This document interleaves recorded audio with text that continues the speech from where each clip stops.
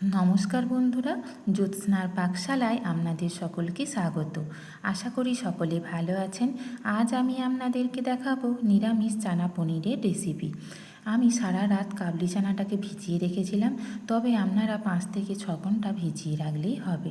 কাবলি চানাটাকে 3 থেকে 4 বার জল পাল্টে খুব ভালো করে ধুয়ে নিয়েছি। এখন একটা প্রেসার কুকার নিয়ে নিয়েছি। ধুয়ে রাখা কাবলি চানাটা দিয়ে দেব। পরিমাণ মতো নুন এবং পরিমাণ মতো জল দিয়ে নুনটাকে খুব ভালো করে কাবলি চানার সাথে মিশিয়ে নিয়ে প্রেসার কুকারের ঢাকা পরিয়ে দেব।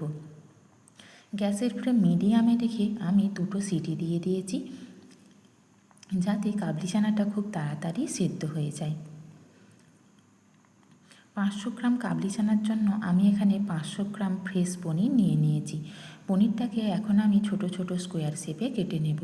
আপনারা আপনাদের পছন্দ মতো যে কোনো শেপে পনিরটা কেটে নিতে পারেন।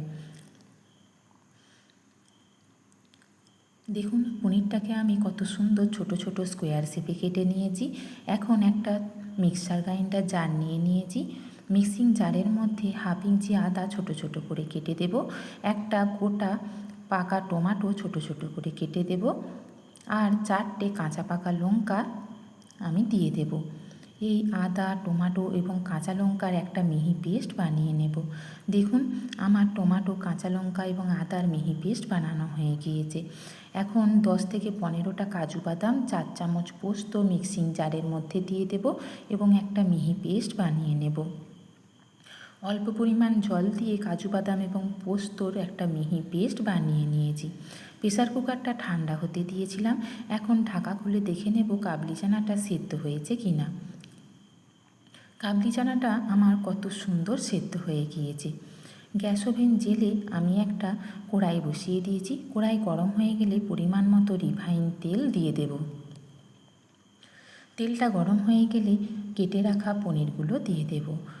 পনিরগুলোতে পরিমাণ মতো নুন দিয়ে গ্যাসের ফ্লেম মিডিয়ামে রেখে 2 থেকে 3 মিনিট একটু ভেজে নেব। খুব বেশিক্ষণ ভাজবো না, তাহলে পনিরটা শক্ত হয়ে যেতে পারে।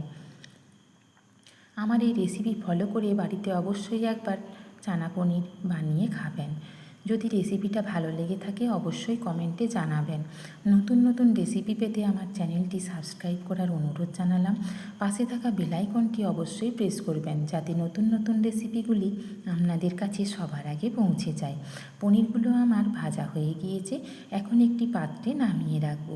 কড়াইতে আবারও পরিমাণ মতো রিফাইন তেল দিয়ে দেব। তেলটা গরম হয়ে গেলে সেদ্ধ করে রাখা কাবলি চানাগুলো দিয়ে দেব। সামান্য পরিমাণে একটু নুন দিয়ে কাবলি চানাটাকে 2 থেকে 3 মিনিট একটু নাড়াচাড়া করে ভেজে নেব। সেদ্ধ করার সময় নুন দিয়েছিলাম, সেটা মাথায় রেখে অল্প পরিমাণ নুন দিয়ে কাবলি চানাটাকে আমি ভেজে নিয়েছি। একটা পাত্রে নামিয়েও রেখেছি। কড়াইতে আবারও পরিমাণ মতো রিফাইন তেল দিয়ে দেব। তেলটা গরম হয়ে গেলে 3টে এলাচ, 3টে লবঙ্গ, সামান্য পরিমাণে দারচিনি ফোড়ন দেব। 2 থেকে 3 সেকেন্ড একটু নাড়াচাড়া করে ভেজে নেবার পরে টমেটো, আদা এবং কাঁচা লঙ্কার যে মিহি পেস্ট বানিয়ে রেখেছিলাম সেটা তেলের মধ্যে দিয়ে একটু কষিয়ে নেব, যাতে টমেটোর কাঁচা গন্ধটা না থাকে। দেখুন, টমেটোটা আমার কত সুন্দর আদা এবং কাঁচা লঙ্কাটা কষানো হয়ে গিয়েছে। এই পর্যায়ে 1/2 চামচ চিনি দিয়ে দেব। চিনিটা তেলের উপরে দিয়ে দিলে তরকারির রঙটাও যেমন সুন্দর হয়, খেতেও সুস্বাদু হয়। এই পর্যায়ে ভেজে রাখা কাবলি চানা এবং ভেজে রাখা পনিরগুলো দিয়ে দেব। তবে পনিরটা আপনারা একটু পরেও দিতে পারেন। কাবলি চানা এবং পনিরটাকে মশলার সাথে খুব ভালো করে কষিয়ে নেব। খুব বেশিক্ষণ ধরে কষাবো না, 2 থেকে 3 মিনিট কষিয়ে নিলেই হবে। ভালো করে কষানো হয়ে গেলে পরিমাণ মতো গরম জল দিয়ে দেব। গরম জল দিলে তরকারির টেস্ট দ্বিগুণ বেড়ে যায়। মশলাটা আমার খুব ভালো করে কষানো হয়ে গিয়েছে। এই পর্যায়ে পরিমাণ মতো গরম জল দিয়ে দেব। আপনারা গ্রেভিটা যেমন পছন্দ করবেন সেরকম দিয়ে দেবেন। তবে গ্রেভিটা ঠান্ডা হয়ে গেলে একটু বসে যায়, সেটা মাথায় রেখে আমি পরিমাণ মতো জল দিয়ে দিয়েছি।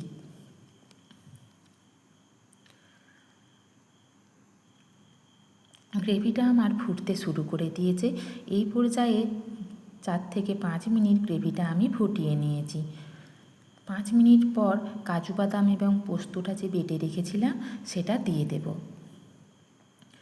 কাজু এবং পোস্ত বাটাটা দিয়ে দেওয়ার পরে ওই বাটির মধ্যে আরও একটু জল দিয়ে ভালো করে পোস্ত এবং কাজু বাটা বাটি ধোয়া জলটা দিয়ে দেব।